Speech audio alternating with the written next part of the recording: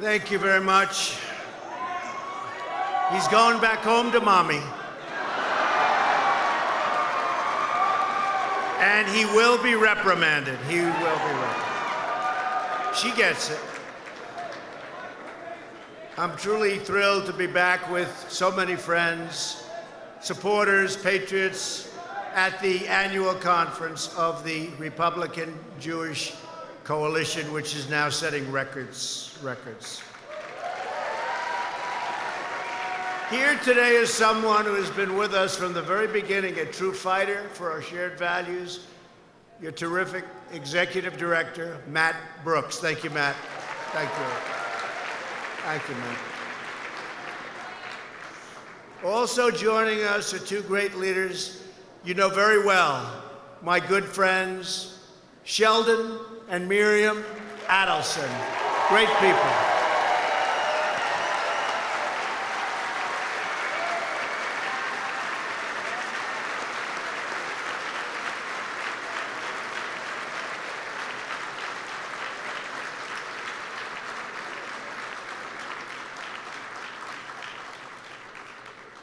They like you both, Sheldon.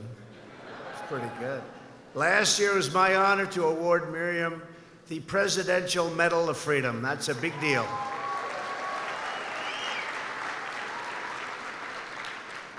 I also want to thank Senator Lindsey Graham. Is here, Senator. Where is Lindsey? Senator Lindsey, great man, great friend of Israel.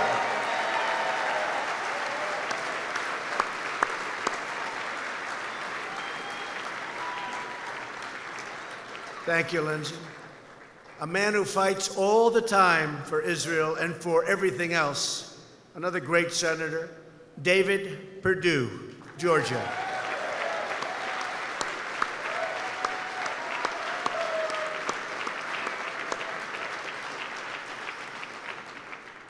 Senator Kevin Kramer. Where is Kevin? Kevin, thank you, Kevin. He fought a battle you wouldn't believe it. He beat somebody by 11 points that was unbeatable. That's pretty good, Kevin. I said, you can do it. That was my only thing. I said, you can do it. He won by a lot. And he's a great gentleman, and he's a big fan and supporter of Israel, as well as a really terrific leader. He's our leader, Kevin McCarthy.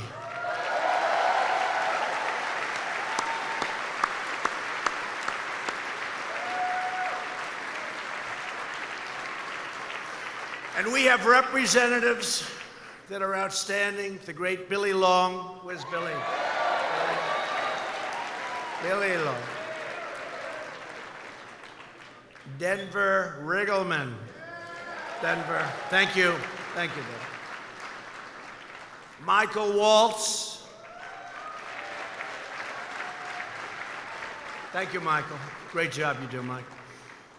And a very good friend of mine also, Lee Zeldin.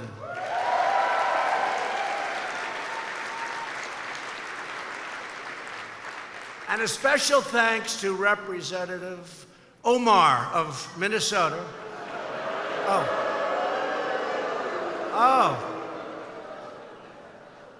Oh, I forgot. She doesn't like Israel, I forgot. I'm so sorry. Oh. No, she doesn't like Israel, does she? Oh, please, I apologize.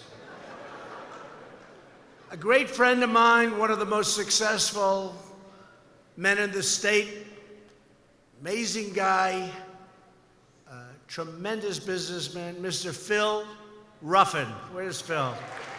Phil? Thank you, Phil. A competitor of mine in Manhattan for a long time, always built great buildings, great architecture, was known for design and success. Loves Israel, George Klein. Thank you, George. Thank you, George. So many friends in this room. We're also grateful to be joined by members of my administration, including Jason Greenblatt and a young man named Jared Kushner. He is fighting for Israel.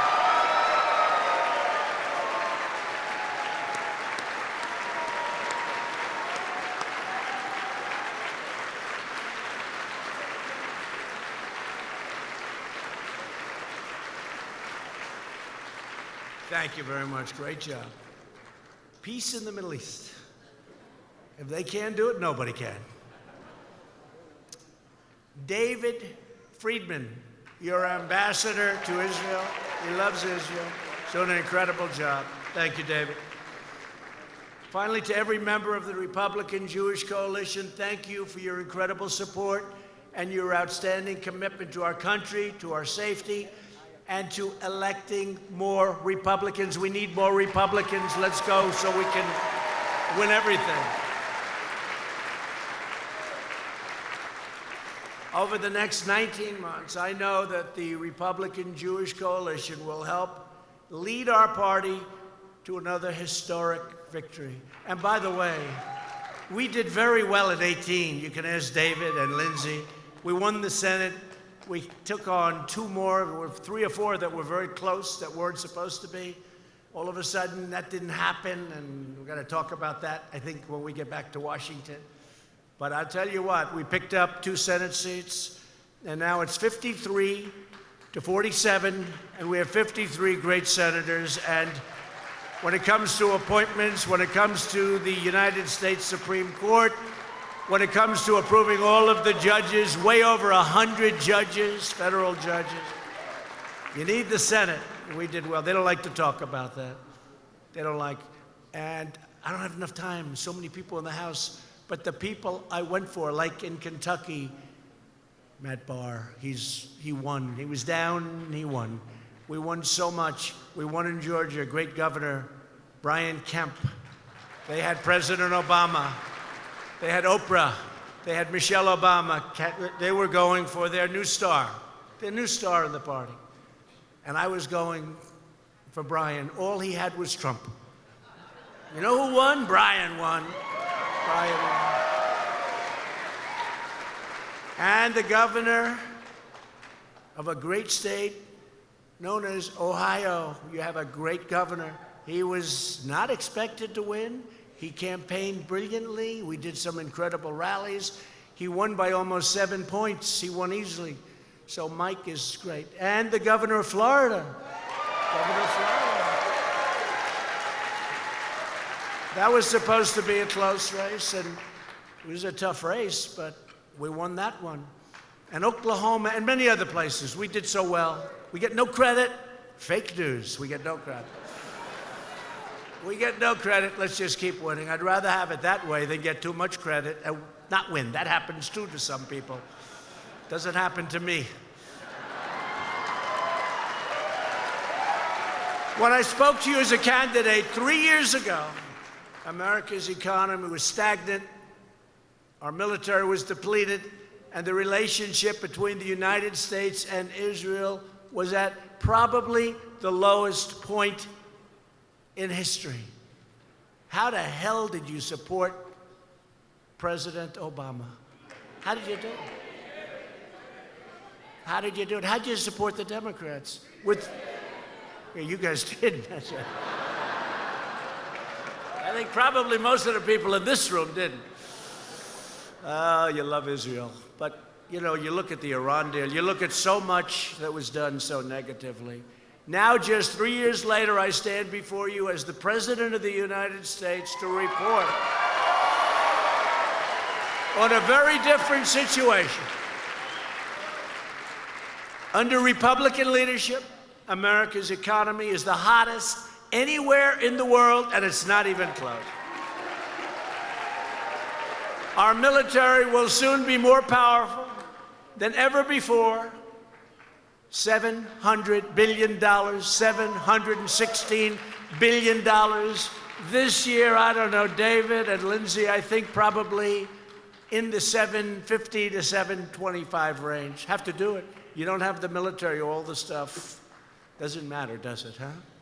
You don't have to worry about inflation. You don't have to worry about anything. You got to have a strong, strong military. We'll have the strongest than we've ever had before. And the incredible bond between the United States and Israel has never been stronger than it is right now.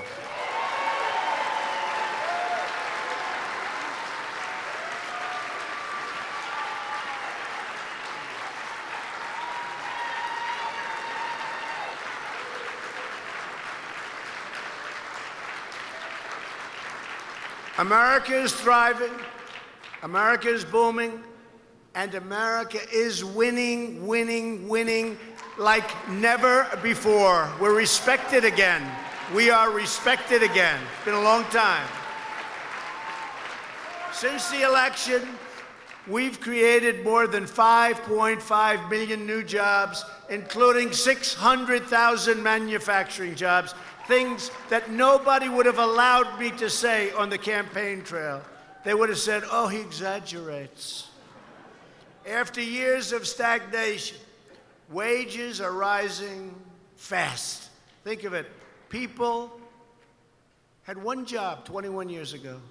They made more money in real dollars than they did 2 years ago with 3 jobs and 2 jobs. And now, for the first time, they have a choice. Our economy is so strong, they can have a choice of jobs, and wages are going up. First time in many, many years. And one of the things that makes me happiest, frankly, is that they're going up most quickly for the lowest income Americans. Great, right? Great. Our unemployment has reached the lowest level in more than 50 years. And we will be breaking that record, I believe, pretty soon. We slashed 30,000 pages of job-killing regulations from the Federal Register, an all-time record. It doesn't matter if they were there for 4 years or 8 years or 10 years in one instance. We really did something. We had, take a look at FDR. All of those years, nobody slashed them like us. You had a 4-termer. You have a lot of 2-termers, and in less than 2 years, and I happen to believe that that was as important and maybe even more important than the largest tax cut in the history of our country that you all saw.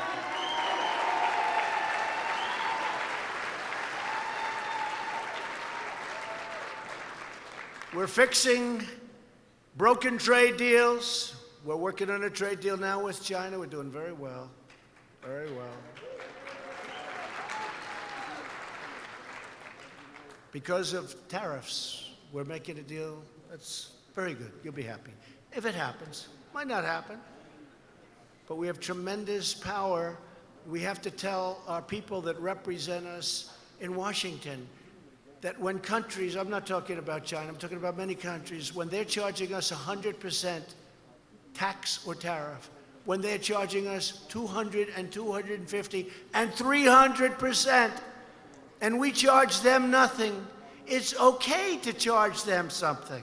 Maybe you could explain that to some of your people that say, oh, we don't like tariffs. I mean, we have a case where a certain country, India, is charging us, what a great country, a great friend, Prime Minister Modi, charging us over 100% for many things. We're charging them nothing for similar or the same product. And I have senators that say, you can't do that. It's not free trade. Where do they come from? Where do they come from? It's not free trade. I don't know. Where's David? You got to work on these people, David.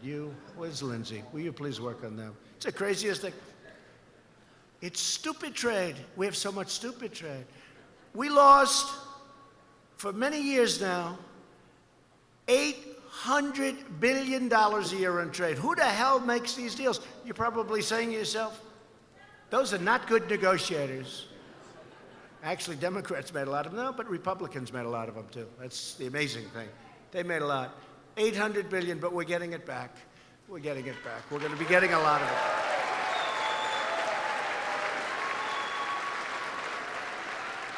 Tell you one thing, if they let me really do my thing, we'd get it back. But I have to be a little bit politically correct by saying it's okay if we lose 20 billion with a country, you know, because we want to be nice. We want to be nice to everybody. We're cracking down on countries that cheat. We're replacing NAFTA with the brand new U.S.-Mexico-Canada agreement. the USMCA. NAFTA was the worst trade deal ever made. You know, many of you people have factories and plants. They're still empty. They signed NAFTA, and it was that great big sucking sound. Remember that? Remember that? Ross Perot, great big sucking sound. That's what happened. They left. They went to Mexico. They went to Canada. They went to a lot of places. It was a bad thing for us. But we'll be ending NAFTA, hopefully very soon. Very soon. And one of the things in the New Deal is that it's very difficult financially for a company to leave the United States, fire all of its employees, move, let's say, to Mexico or Canada, open up a new plant, make a product, sell it in for no tax. So we end up with unemployment and nothing but loss and empty factories. That's not happening anymore, folks. Not happening anymore. We've ended the war on American energy, and the United States is now the #1 producer of oil and natural gas anywhere in the world, bigger than Russia and bigger than Saudi Arabia. Can you believe that? Can you believe that? 2 years.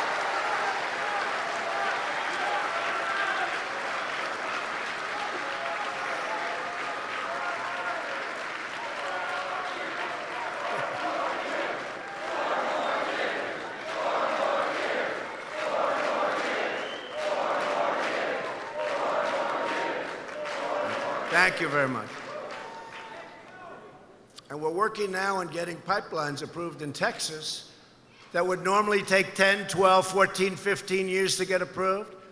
And we're trying to get them approved very rapidly. And if we do that, we're going to pick up another 20 to 25%. We'll be leading by so much. We already are leading by a lot. It's all happened over a very short period of time. And we've confirmed more than 100 new federal judges to interpret the Constitution as written.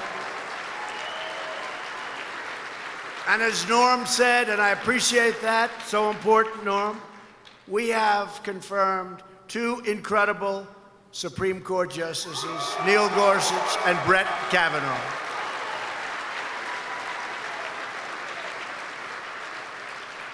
Don't let the Democrats take it away from us. They'll take it all away. They'll take it all away, including the judges.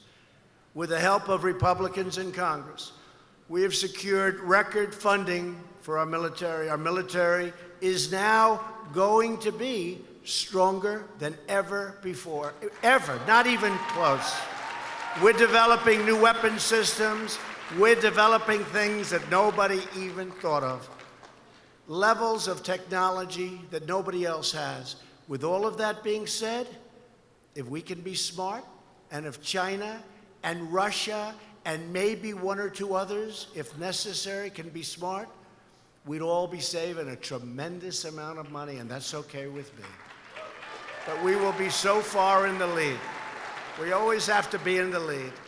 And thanks to our focus on burden sharing, $100 billion more dollars will be coming this year to NATO. Think of that. Other countries, in certain instances, we're getting an almost free ride. We protect them, and they're delinquent. You know, I use a real estate term for George Klein. He understands. He understands the word delinquent. They were delinquent. I said, you got to pay. President Obama got in. He made a nice speech, but he forgot to mention you got to pay. President Bush was wonderful. They didn't mention you got to pay. And you got to mean it, not just mention, you got to mean it. I said, you got to pay, because we're in a position. Everybody wants us. But how do you do that when people aren't paying? How do you do that? We feel foolish. We feel like fools. We're not going to be fools anymore. We've been a fool as a nation for so long. We're not going to be fools anymore. Last year, I withdrew the United States from one of the most dangerous, one-sided deals ever negotiated, the disastrous Iran nuclear deal. They wanted to kill Israel. They wanted to destroy Israel.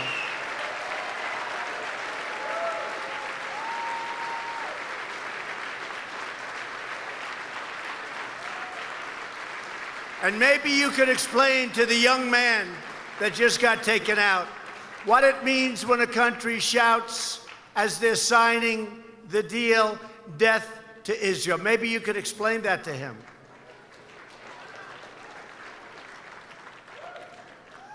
We've now imposed the toughest ever sanctions on the Iranian dictatorship. And it is not the same country it was when I took power. When I took over the presidency, I will tell you, one of the first meetings I had was at the Pentagon.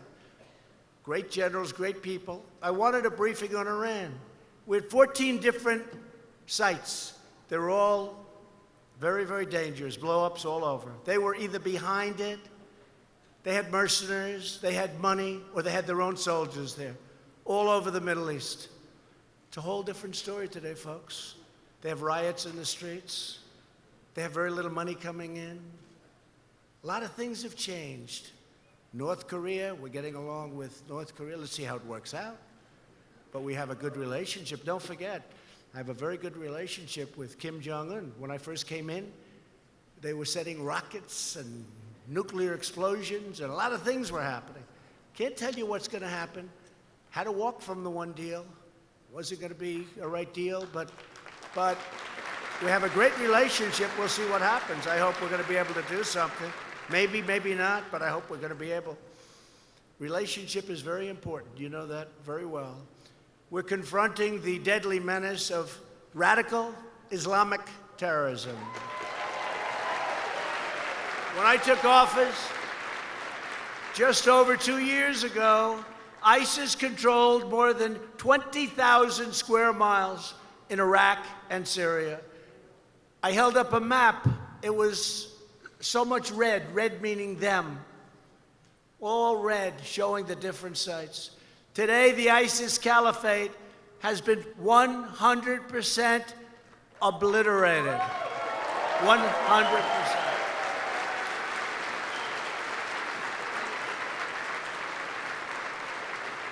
And my previous general said that it was going to take, sir, it will take 2 years. I flew to Iraq. I met a different group of generals.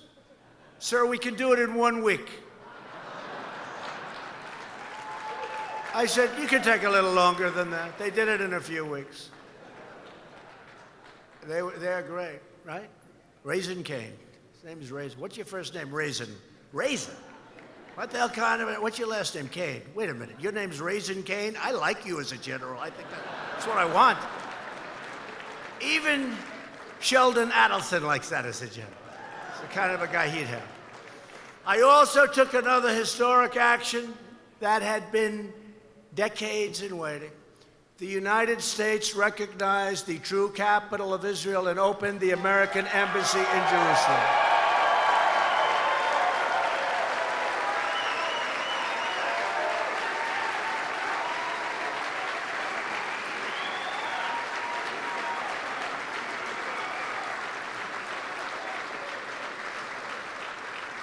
Because unlike other presidents, I keep my promises. Every president for many decades said they were going to do that. And I understand really why. Because when it was determined that maybe I'd do it, maybe there was a chance, the calls I got from leaders of other countries were unbelievable.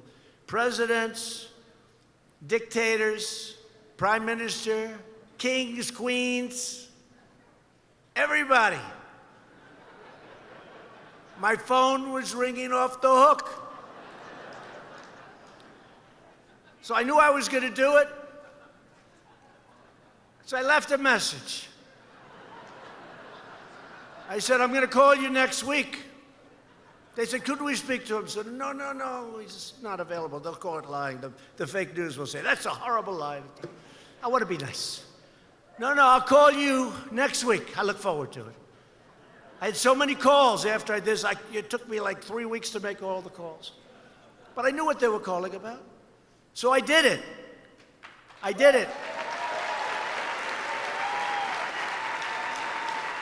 Then I started calling people back. King, how are you? How have you been? I called you. last week. He said, what's up? Well, I wanted to talk to you about Israel and the embassy in Jerusalem. I said, look, I'm sorry, I wish I would have known. I did it yesterday. Right? It's much easier. But I now know why other presidents, I don't really hold it against them other than they didn't keep their promise, right? They didn't keep their promise, David. So that's the way it is. And we got you something that you wanted. I can tell you, Sheldon and Miriam, that is the most important thing I think that's ever happened in their life. They love Israel. Right? So, but I can now understand, because I always said, why wouldn't they do it? Why? Why are they doing it? Why wouldn't they just do it? They campaigned, we will this and that, Israel, Israel. Then you folks go out and vote for them, and then they don't do it, right? 4 years, 8 years, didn't matter. They won't do it. But you know what? They did it. We did a great job, and we feel great about it.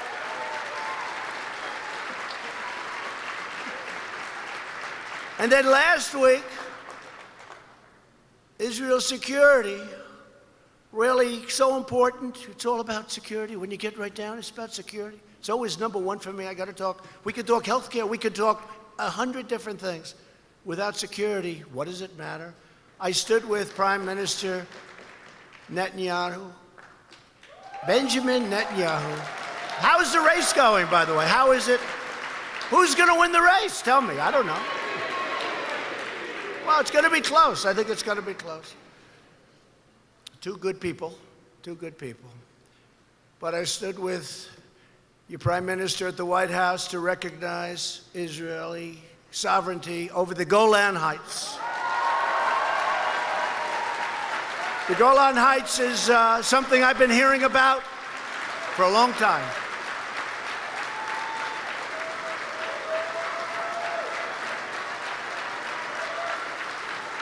The Golan Heights. So I was talking to Ambassador Friedman, and not about this. They've been trying to get that approved, as you know, for 52 years. They wanted recognition from the United States on the Golan Heights. They had 32 summits, meetings, big meetings over many, many decades about the Golan Heights. I'm talking to your ambassador. Jared was there. Jason Greenblatt was there. I said, fellas, do me a favor. Give me a little history, quick. I want to go fast. I got a lot of things I'm working on. China, North Korea. Give me a quickie. Norm, I said, give me a quick little, so I know it as well as Norm, but I don't want to spend quite as much time as he has spent studying it, right? Which has been his entire life, right? So they had 32 different summits. He starts going, well, we need that. It's the high point. We need it for protection. We need it for... I said, all right, good. How do you like the idea? They weren't even calling about this. How do you like the idea of me recognizing exactly what we're discussing? Because I agree, you need it. You need the height. You need the height. A great general said, always fight downhill. Never fight uphill. A lot of battles are lost where these generals want to fight uphill, right? You need the height.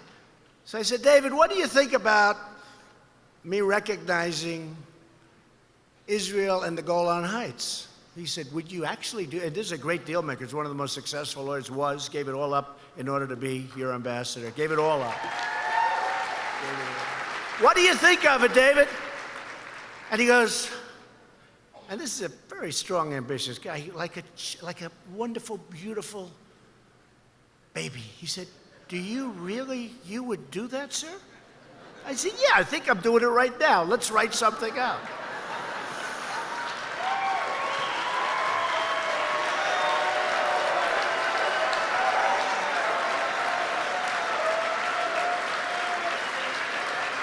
We make fast decisions.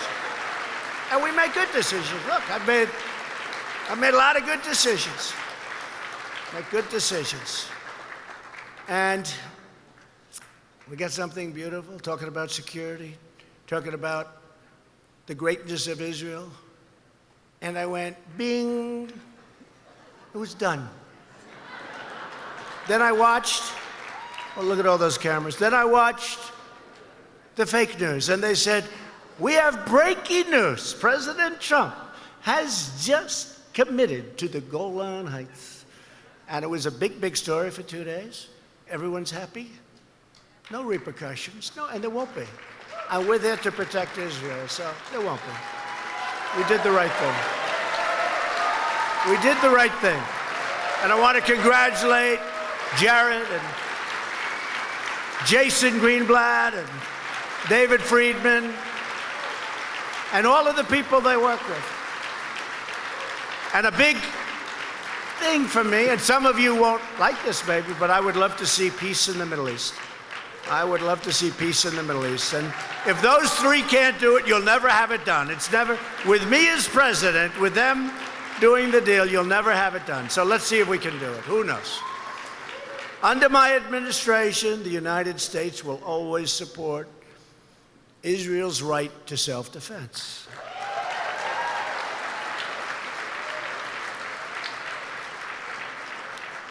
At the United Nations, we no longer tolerate any form of anti-American, anti-Israel, and anti-Semitic bias. We don't do it.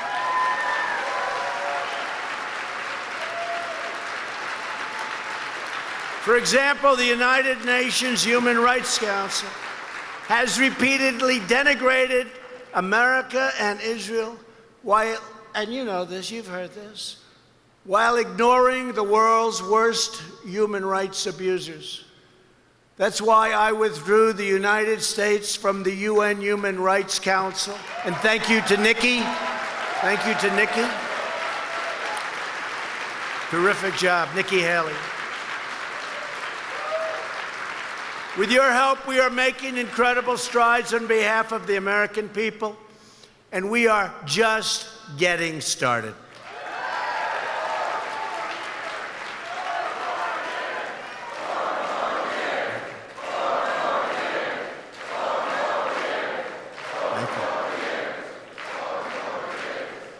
Thank you very much. Thank you very much. And that guy that just said that, he used to hate me. Can you believe it? He used to hate me. Thank you very much. I appreciate it. But while Republicans fight to protect the jobs and safety of all Americans, Democrats are advancing the most extreme partisan agenda by far in American history. You see what's happening. You see what's happening. People aren't fighting for Israel in Congress, large numbers of people. You saw what took place 3 weeks ago. It was shocking. That couldn't have happened. It could not have happened just a few years ago. Could not have happened. If implemented, the Democrats' radical agenda would destroy our economy, cripple our country, and very well could leave Israel out there all by yourselves.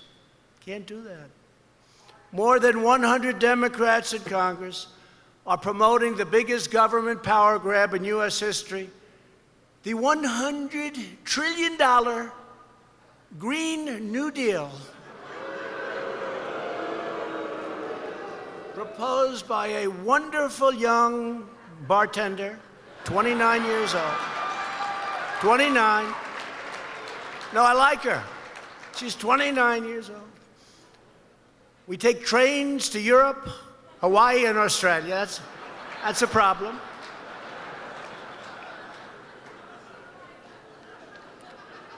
The farming business is in big trouble, right? The auto business, you get one car. Somehow Detroit, etc. You know, I'm bringing so many car companies in. I don't think they're going to be thrilled to hear that.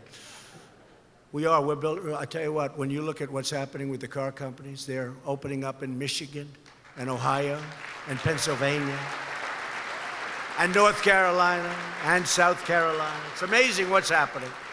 We want to keep it going. You know, they can destroy what we've built very quickly. It doesn't. That's why having Lindsay and David and all of the people that I mentioned and so many more back in Washington, really, we're going to stop it. And we're going to win the election. We're going to win it. We're going to win it big.